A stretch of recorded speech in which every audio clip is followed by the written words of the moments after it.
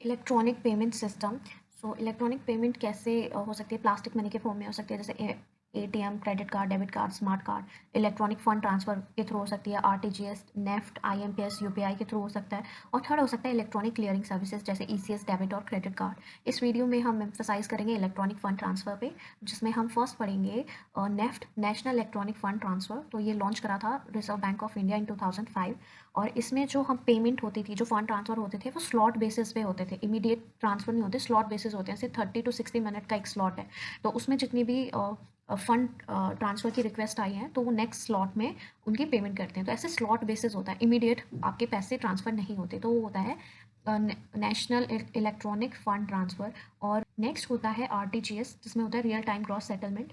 तो इसमें transaction limit होती है, जैसे मिनिमम 2 लाख, जो मिनिमम लिमिट है ट्रांजेक्शन की, वो कम से कम 2 लाख होने चाहिए। आपको अगर ट्रांजेक्शन करनी है, फंड ट्रांसफ़र करना है, और वो 2 लाख हैं, तो आप आरटीजीएस के थ्रू कर सकते हो। वो 5 लाख है तो उसके थ्रू कर सकते हो। अगर वो फॉर एग्जांपल 1.5 लाख है, तो वो आप आरटीजीएस के थ्रू नहीं कर सकते, क्योंकि उसमें मिनिमम लिमिट सेट है कि कम से कम 2 लाख होने चाहिए, ठीक है? फिर आप नेफ्ट यूज़ कर सकते हो उसके लिए। तो लेकिन इसका एडवांटेज क्या था? रियल टाइम ग्रॉस सेटलमेंट, जैसे इसका नाम है, तो इसमें क्या था? इमीडिएट ट्रांसफ़र होता है आपका। आपने अभी पेमेंट करी और दूसरी पार्टी को इमीडिएट ट्रांसफ़र हो गए, तो वो है real time gross settlement. Okay, next UPI. UPI establish हुआ था इन 2016, और ये लॉन्च करा था एनपीसीआई। एनपीसीआई क्या है? National Payment Corporation of India. तो यूपीआई की फुल फॉर्म क्या है? Unified payment interface. जैसे आप देखते हो आज की डेट में आप पेटीएम या गूगल पे यूज़ करते हो, यूपीआई के थ्रू पैसे ट्रांसफ़र होते हैं। और मोबाइल फ़ोन के थ्रू आप यूपीआई की फैसिलिटी ले सकते हो। 24/7 अवेलेबल होता है, कभी भी आप ट्रांजेक्शन कर सकते हो। इसकी जो मैक्सिमम लिमिट है पर डे की, वो है 1 लाख रुपीज़। 1 लाख रुपीज़ तक आप फंड ट्रांसफ़र कर सकते हो अंडर यूपीआई। नेक्स्ट होता है IMPS, immediate payment services. Again ये लॉन्च हुआ था, एनपीसीआई ने इसको लॉन्च करा था, National Payment Corporation of India, in 2010।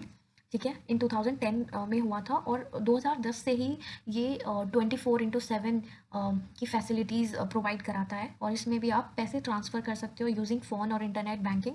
और इसकी जो मैक्सिमम लिमिट है कि आप एक दिन में सिर्फ 2 लाख रुपए तक ही अमाउंट ट्रांसफ़र कर सकते हो। उसके लिए आपको एक पेई को ऐड करना ज़रूरी होता है अंडर IMPS, ठीक है, इमीडिएट पेमेंट सर्विसेज में। तो ये है IMPS। अब electronic payment services key benefits क्या है? सबसे पहले कि ये कैशलेस ट्रांजेक्शन प्रोवाइड कराता है, ठीक है? और इसमें आपको इंस्टेंट फंड ट्रांसफ़र हो जाता है, ठीक है? कैशलेस ट्रांजेक्शन है, तो आपके जो पैसे हैं सेफ रहेंगे, आपको कैरी करने की ज़रूरत नहीं है, ठीक है? इसलिए कैशलेस ट्रांजैक्शन होगी और इंस्टेंट आपके फ़ंड ट्रांसफ़र होंगे। Next, electronic payment services widely used होता है, P2P, पीयर टू पीयर। आपको अपनी फैमिली एंड फ्रेंड्स को भी फंड ट्रांसफ़र करना है, तो पीयर टू पीयर ट्रांजैक्शन भी पॉसिबल है। पीयर टू मर्चेंट पेमेंट्स भी, फॉर एग्जांपल आपने गुड्स परचेज़ करे, तो उससे के लिए भी आप पीयर टू मर्चेंट भी पेमेंट कर सकते हो, इंटरनेशनल पेमेंट भी ट्रांसफ़र करा सकते हो। तो यह है electronic fund transfer, electronic under electronic payment system. Next video में हम ईसीएस और प्लास्टिक मनी के बारे में भी डिस्कस करेंगे वन बाय वन।